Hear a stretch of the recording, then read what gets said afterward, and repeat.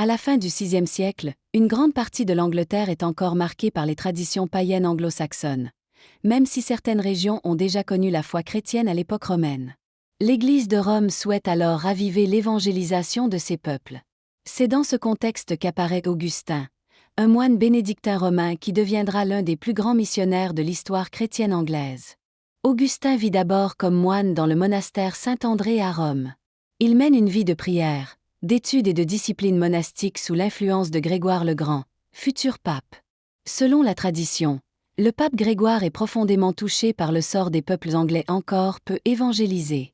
Il décide alors d'envoyer Augustin et plusieurs moines en mission vers l'Angleterre.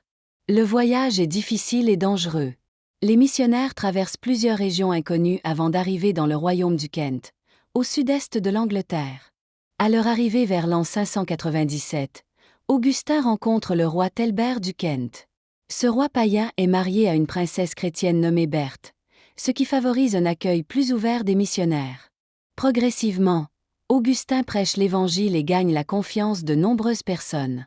Le roi lui permet de prêcher librement et plusieurs habitants demandent le baptême. Le pape Grégoire nomme alors Augustin premier archevêque de Cantorbéry. Celui-ci organise progressivement l'Église en Angleterre et fonde plusieurs communautés chrétiennes. Augustin cherche aussi à dialoguer avec les communautés chrétiennes déjà présentes dans certaines régions britanniques. Malgré certaines difficultés et incompréhensions, il poursuit sa mission avec patience. Grâce à son travail missionnaire, le christianisme commence à se développer plus solidement parmi les peuples anglo-saxons. Son influence marquera profondément l'histoire religieuse de l'Angleterre. Augustin meurt vers 604 ou 605 à Cantorbéry.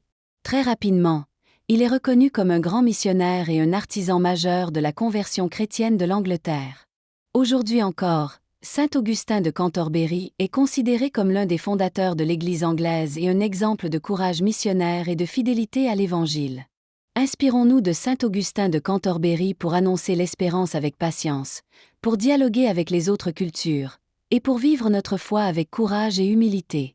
Saint Augustin de Cantorbéry nous enseigne que la patience, la persévérance et la foi peuvent transformer profondément des peuples et des cultures.